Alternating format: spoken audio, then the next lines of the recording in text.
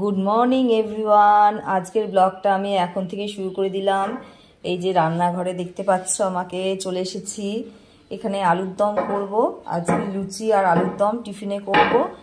আর দুপুরের মেনুতে করছি ডিমের ঝোল। এই যে ডিমও সেদ্ধ বসিয়ে দিয়েছি। আর এই যে গোপালও চলে এসেছে ঠ্যাঙ্গা নিয়ে, ঠান্ডা লাগিয়েছে। যাও বাবা, তুমি ওপরে যাও, বাবা আছে। হ্যাঁ, বাবার কাছে যাও, আমি লুচি করে নিয়ে আসছি। আর এই যে ময়দা এখনো মাখাইনি, মাখাবো। তাহলে তাড়াতাড়ি করে আমার কাজগুলো শুরু করে দিই। ময়দাটা পুরো রেডি করে রেখেছি। বরকে বললাম ময়দার সাথে একটু আটা মেশাবো, কিন্তু ওর আবার পছন্দ না, বলেছে শুধু ময়দা দিয়ে খাবে। কিন্তু শুধু ময়দা দিয়ে খাওয়া তো আবার ভালো না। যাই হোক, আজকে খেতে চাইছে যখন তাই করছি। আর একটু সামান্য নুন স্বাদ মতো দিয়ে দিয়েছি, চিনি দিয়েছি, আর একটু ঘি দিয়েছি। ঘিটাকে গলিয়ে নিয়েছি, এবার ময়ান করে নেব। কি না, এই মশলাটা কত দাম? কি না, তুমি বিক্রি করছো তো, বসে দোকান খুলেছ? আমি এটা আটা, আম এটা। আলুর দমের মশলাটা ভালো করে কষিয়ে নিয়েছি, প্রায় তেল বেরিয়ে এসেছে। এবার আলুগুলো দিয়ে আলু দিয়ে ভালো করে এবার কষিয়ে নেব। এই যে এদিকে আলু ভাজা হয়ে গেছে।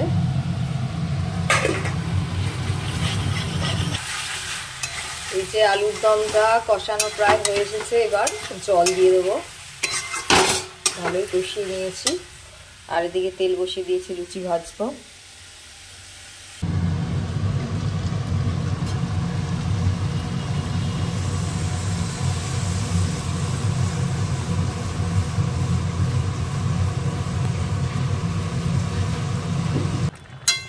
যে আলুর দম পুরো রেডি। কাসৌরি মেথি দিয়ে দিয়েছি ওপর দিয়ে। আর একটু টানলে রসটা নামিয়ে নেব। আর এদিকে অর্ধেক লুচি ভাজা হয়ে গেছে, এখনো আছে অনেকটা। এই যে বরেরটা সাজানো হয়ে গেছে। বরকে এইভাবে খাবার দিতে আমার খুবই ভালো লাগে, সাজিয়ে গুছিয়ে। ওরও বেশ পছন্দ। তাহলে আমরা তাড়াতাড়ি করে সকালে টিফিনটা করে নিই। এবার ডিমের ঝালটা করে নেব। আজকে একটু অন্য ধরনের আমি ঝালটা করব। তার জন্য এখানে সর্ষের তেল নিয়ে নিয়েছি। প্রথমে আলুটা ভেজে নেব। এই সর্ষের তেলের মধ্যে আমি সামান্য একটু হলুদ গুঁড়ো আর কাশ্মীরি লঙ্কার গুঁড়ো আর একটু নুন দিয়ে দেবো।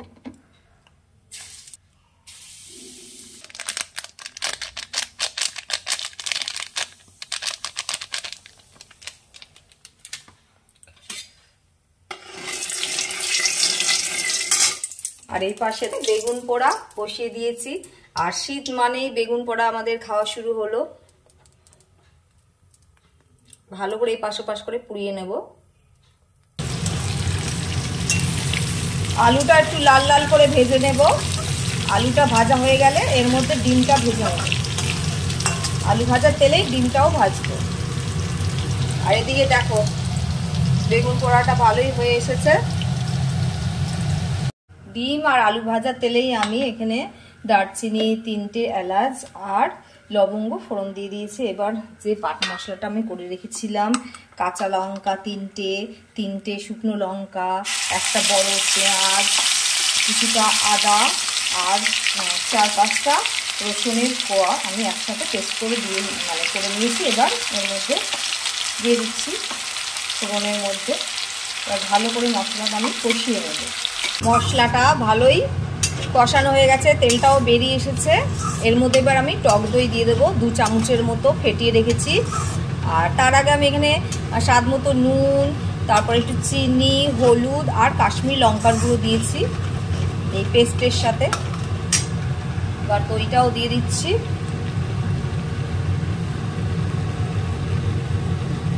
দইয়ের সাথে এবার ভালো করে একটু আমি কষিয়ে নেব।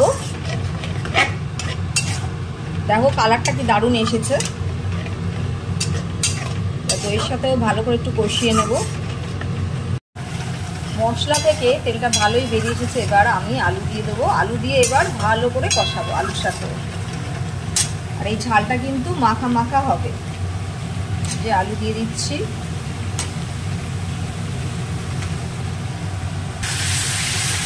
এই যে আলুর সাথে এবার ভালো করে কষিয়ে নিচ্ছি মশলাটা।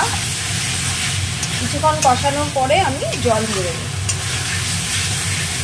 ঠান্ডা জলই দেবো।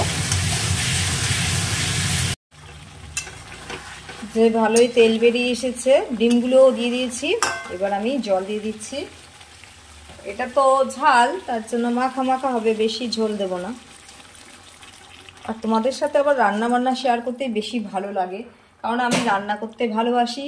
আর আমার কাজ বলতে এই রান্না করাটাই বেশি করে, আর তো অতটা কাজ নেই ঘরে, তার জন্য রান্নাটা আমি বেশি করে তোমাদের সাথে শেয়ার করি, দেখাই, ভালোও লাগে। ডিমের ঝালটা মাখা মাখাই হবে, আলুগুলো যাতে একটু সেদ্ধ হয় তার জন্য আমি একটু জলটা বেশি দিলাম, এটা আবার টেনে যাবে। তাহলে এবার ঢাকা দিয়ে দেবো, 10 মিনিটের জন্য একটু ফোটাবো। 10 মিনিটের জন্য একটু ফোটাবো, তাহলে ঢাকা দিয়ে দিচ্ছি। যে এখানে বেগুন পোড়া তো হয়ে গেছে, বেগুনটা ভালো করে দেখে নিয়েছি পোকা আছে কিনা। এর মধ্যে এবার পেঁয়াজ দিয়ে দেবো, কাঁচা লঙ্কা দেব, ধনে পাতা দিয়ে দেবো, স্বাদ মতো নুন দেব, আর একটু সামান্য সর্ষের তেল দিয়ে দেবো।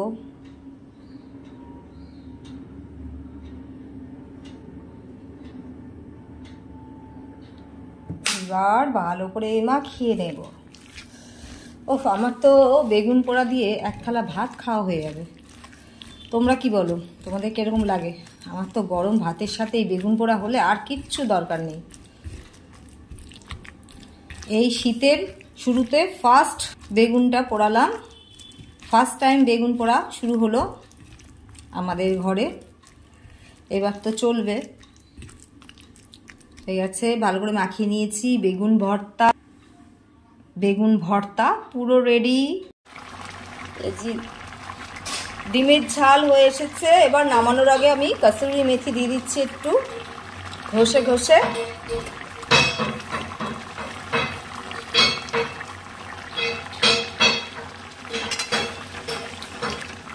পুরো কমপ্লিট আজকে আমাদের দুপুরের মেনু। বাবা আওয়াজ করে না, গোপাল দেখেছো কি দুষ্টু, তোমাদের সাথে কথা বলছি আর ওর গায়ে লাগছে এখন থেকে হিংসুটে। এই এই দেখো দেখো দেখো দুষ্টু ছেলেকে সবাই দেখো। আওয়াজ করে না বাবা, যাও তুমি ওপরে যাও, বাবাকে বলো গরম জল চালাতে, আমি স্নান করিয়ে দেবো, যাও। ডিমের ঝাল পুরো রেডি। এবার এদিকে আমি ভাত তো বসিয়ে দিয়েছি আর ডাল বসিয়ে দেবো এখন।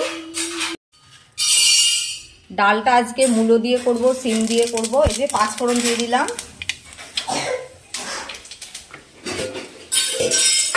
প্রথমে আমি এই যে সবজিটাকে ভিজিয়ে রেখেছিলাম জলে।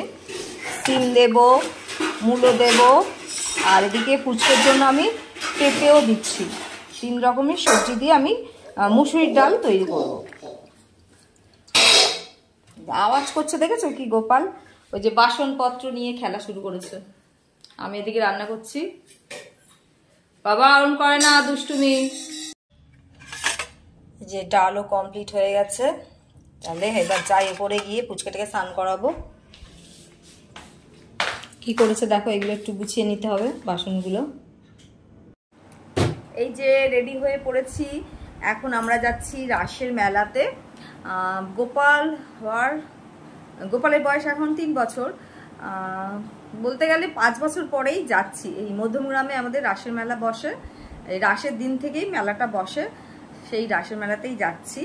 আর 5 বছর পর এরকমই হবে, 5-6 বছর পরে রাসের মেলাতে যাচ্ছি। 5-6 এই 4 বছরের মতো হবে।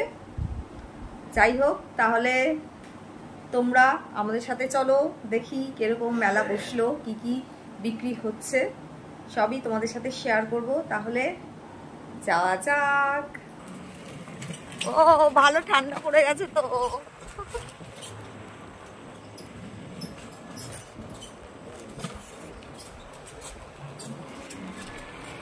দেখি আজকে মেলাতে কিরকম ভিড়।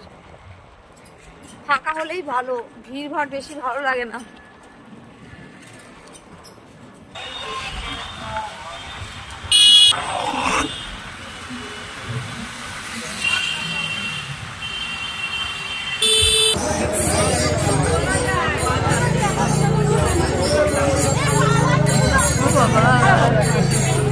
কত করে এগুলো?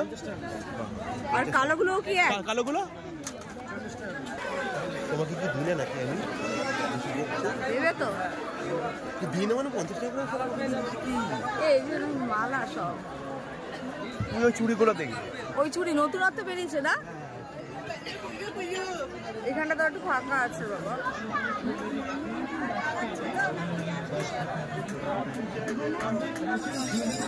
এই রাসের মেলার ঠাকুরটা দেখো, খুব সুন্দর, আমার তো খুব ভালো লাগে দেখতে।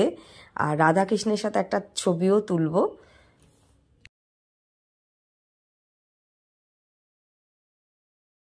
আর মেলাতে আসলে এই ফুলের দোকান দেখলে সত্যিই পাগল হয়ে যাওয়ার মতো। আর কোন ফুলটা কিনবো ভেবে পাচ্ছি না, একটা ঘরের জন্য কিনবো ভাবছি, দেখে নি তাহলে বেচে।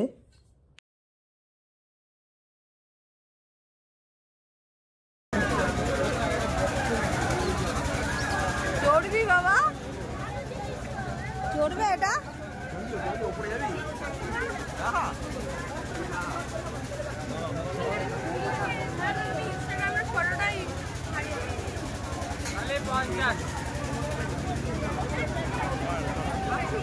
আর অন্য কালার নেই? এটা বেশ ভালো লাগে। কি খাবে?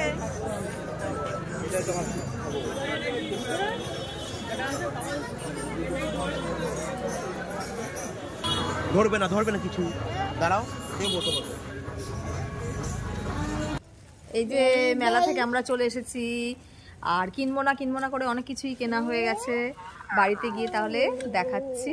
আর এই যে গোপাল তো একদম খেলনার জন্য পাগল হয়ে গেছে।